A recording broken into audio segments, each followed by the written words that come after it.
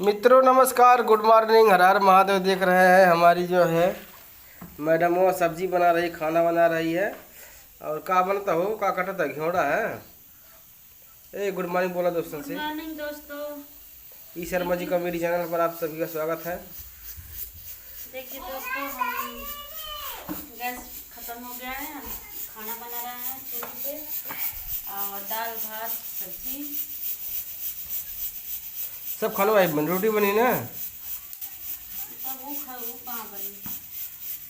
हर तक के ए इस्माइल से बहुत सारी इस्माइल देखा चाह रहा यूट्यूब पे। और उम्मीद करते हैं बहुत बढ़िया होंगे आप सब। गुड मॉर्निंग बोलते नहीं प्यार से, लहे लहे। गुड मॉर्निंग दोस्तों, आप सब हमारे पे कृपा कीजिए। चलिए उठिए उठिए और उठिए देखिए उठिए। सरपतिया की सब्जी। देखिए दोस्तों, मैं सरपतिया की सब्जी